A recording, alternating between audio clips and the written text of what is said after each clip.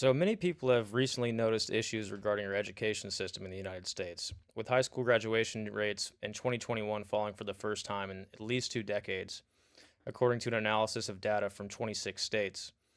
States like Illinois, Oregon, and North Dakota saw their graduation rates fall by at least 2 percentage points in 2021 over 2020, according to the educational news nonprofit Chalkbeat. And in a survey of teachers, principals, and district leaders, 44% said that students were performing worse in all areas of academics. So, this to a lot of people would indicate that there was a problem related to the pandemic lockdowns given the year that these studies were conducted. And many conservatives were pretty apt to call this out when the lockdowns were first proposed. And now, the first paragraph of a New York Times opinion piece says the warning signs are everywhere. For 30 years, polls showed that Americans trusted Democrats over Republicans to invest in public education and strengthen the schools. Within the last year, however, Republicans have closed the gap. A recent poll shows the two parties separated on the issue by less than the margin of error. And in California, plans to place less emphasis on calculus in an effort to address persistent racial and socioeconomic disparities in math achievement have spawned furious backlash. So too did the announcement last fall that New York City schools would be winding down their gifted and talented program, which has been widely criticized for exacerbating segregation, an announcement that Mayor Eric Adams has begun to walk back. So proposed guidelines in the state would de-emphasize calculus, reject the idea that some children are naturally gifted, and build a connection to social justice. Critics say math shouldn't be political. Now, just to address the issue if children are gifted or not, and some are naturally gifted. In the journal High Ability Studies, researchers Ogurlu and Osbe in 2021 conduct a meta-analysis of literature on personality and giftedness to see where the big five personality traits of extroversion, conscientiousness, openness to experience, neuroticism, and agreeableness fit in. They reviewed multiple databases to find research articles meeting stringent criteria to include their pooled analysis, whittling down 103 citations to a final group of 13 high-quality studies for review. And they identified 83 factors related to giftedness, age, gender, and personality in the final pooled sample of almost 8,000 people, which included 3,244 gifted individuals. And they saw that there were no significant differences between gifted and non-gifted groups for agreeableness, extroversion, conscientiousness, or neuroticism. However, openness to experience was more strongly correlated with giftedness, with a moderately strong effect size. In addition, they found that other factors, including age, gender, individual study sample, and geographic location, did not account for giftedness or the relationship between openness and giftedness. So, openness to experience is a key component of intelligence, which contributes to creativity and the capability and capacity to consider multiple options and perspectives in approaching life, solving problems and understanding complex situations. Openness fits with the observed proclivity gifted people have for complexity and divergent thinking, and the remarkable and sometimes astonishing knack gifted people have for seeing things others would never notice or even imagine. So, this study seems to suggest that openness to experience is correlated with intellectual giftedness, which is not a social construct. The big five personality traits are generally seen as unalienable traits. And if we look at another area that giftedness could be represented in, we could look at IQ. And although IQ represents only a partial expression of giftedness, according to a purely psychometric view, giftedness is defined by an IQ of 130 or higher, which places individuals at least 2 standard deviations above the population mean. So, we just went over 2 ways that giftedness is not related to socioeconomic background and race. Those are 2 areas which are generally ingrained genetically or biologically that are unalienable. So if we look back at the decreased focus on advanced math because minority groups were underperforming and underrepresented in calculus classes, and we also consider that factors contributing to giftedness are not socially or culturally determined in large part, then why are minorities underperforming in advanced math? The conclusion would be something like, giftedness is a natural ability you have, but your performance is based on things outside of giftedness alone in isolation. It also includes cultural background, family structure, socioeconomic levels, and other factors. The current governor of Virginia focused on the issue of a decreased focus on higher level math, which did cause anxiety among affluent liberal voters who saw this as an impediment to their children getting ahead in the same meritorious way that they did. And these promises seem to have worked because a recent focus group conducted by a Democratic polling firm showed that education was the top issue cited by Joe Biden supporters who had voted for or considered voting Mr. Youngkin, who is the Virginia governor, in. Participants referred to an array of complaints about education, including a sense that the focus on race and social justice view in Virginia's schools had gone too far, eclipsing core academic subjects. Similar charges echoed through the San Francisco school board election last month as Asian American voters, furious over changes to the admissions process at a highly selective high school, galvanized a movement to oust 3 school members. And this has become a very politicized problem. People on the left are saying there should be more resources to public schools to help foster a positive environment for these children. They want to include free lunch programs, and NPR even says that schools are highly segregated still. The article says there is still clearly racial division in schools, with large proportions of Hispanic, Black, and American Indian/Alaska Native students. Minority groups with higher rates of poverty than white and Asian American students are also increasing.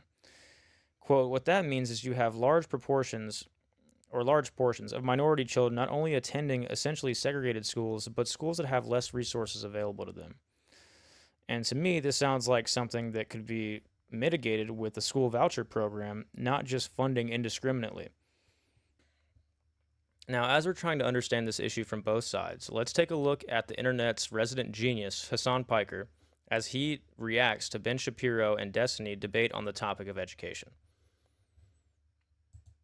Two-parent households, right? We can't bring up. I totally agree with you. So that's why I think that the fundamental educational problem is not, in fact, a schooling problem. I think that it pre-exists that. Sure. But then I feel like this is kind of the conservative merry-go-round where it's like, what can we do to help with schools? So two of the things that I've seen, I think, that are usually brought up in research is one is air conditioning, that children in hotter environments just don't learn as well. And then the second one is access to food. So like kids that are given like a breakfast or a lunch that's provided at school, like increases educational outcomes. Now I agree that neither of these things might be determinative in like, well, 20% of kids were graduating and now 80% of kids are graduating, or these kids are all going, from with their GEDs into the workforce and now these kids are all suddenly becoming engineers. But in terms of where we can help, do you think there should be like some minimum threshold or minimum baseline of like, at the very least, The science behind that conclusion that parents stay together because of good material conditions is strong. Republicans clearly don't want to change material conditions. The only reason they bring the issue of two-parent households is literally just racism. That's it. Exactly. Racism, especially without like analyzing like different cultural differences even, but also claiming that there is no other reason as to why like Black families are from broken households. Just a racist dog whistle. Free school.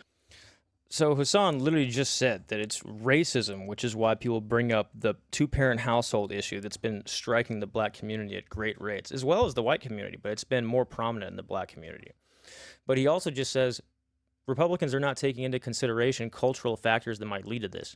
That's actually exactly what Ben Shapiro is saying. He's saying that cultural reasons are contributing to why there's less two-parent households in the Black community, which is why they're underperforming in school.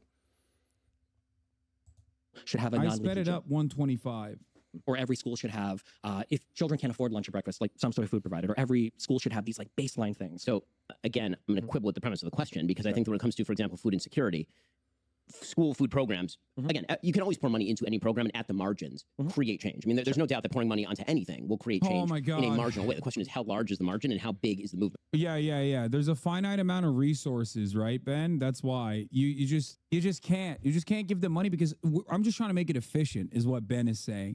How is he trying to make it efficient? Let me tell you something, okay? Here's why right-wingers are such fabulous. The notion that like Ben is this intellectual giant who's actually thinking critically on the matter is silly as fuck. From where I'm standing, from where I'm sitting and understanding what Ben Shapiro is saying, he is more insane than any anarchist I've ever met that thinks that we can kumbaya tickle party fucking, criminals.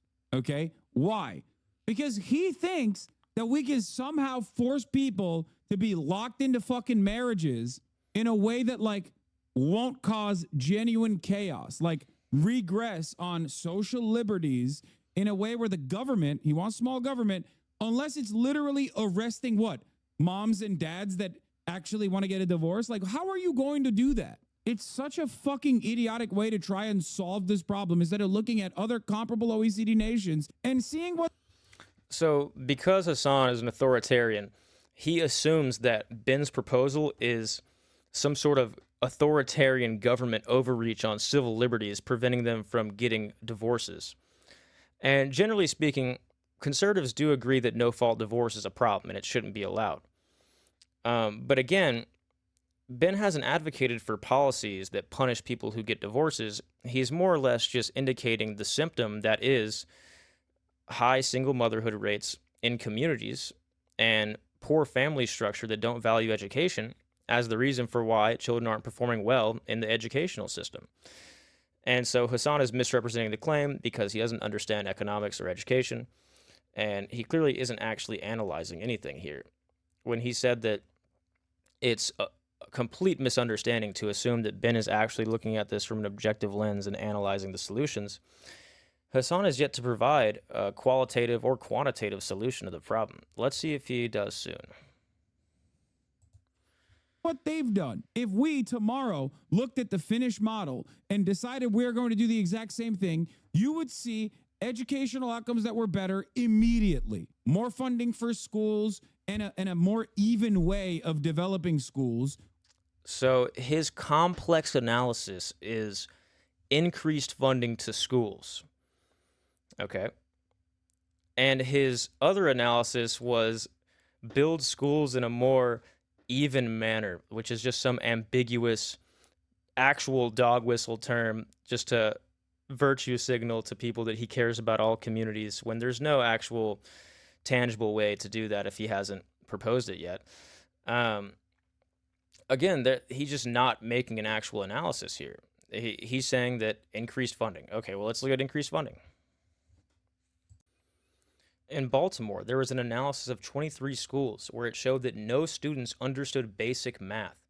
Not one person could pass their grade level math exam. And this is in the district that has the highest per student funding in the nation. So they already implemented the policy of increased funding here.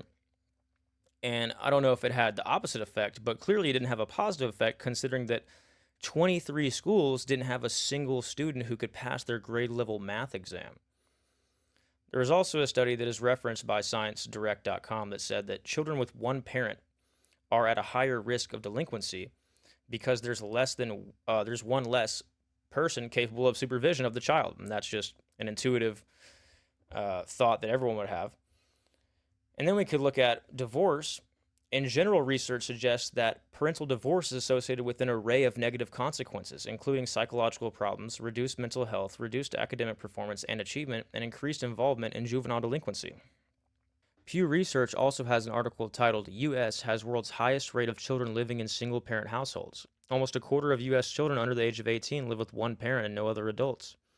More than 3 times the share of children around the world who do so. And there's also a quote from Pernstein in 2011 that says, very high rates of family fragmentation in the U.S. are subtracting from what very large numbers of students are learning in schools and holding them back in other ways. This is in turn damaging the country economically, making us less hospitable to innovation, while also making millions of Americans less competitive in an increasingly demanding worldwide marketplace. And then we have another reference from Blankenhorn in 1995 that says, fatherlessness is the most harmful demographic trend of this generation. It is the leading cause of declining child well-being in our society. It is also the engine driving our most urgent social problems, from crime to adolescent pregnancy to child sexual abuse to domestic violence against women. And the Christian view here is that marriage is the union of man and woman to become one flesh, which is created by God for us to create a family unit in the most efficient way and loving way possible, and that children will be raised and developed through this method the best way. And that's what's bearing out in the evidence.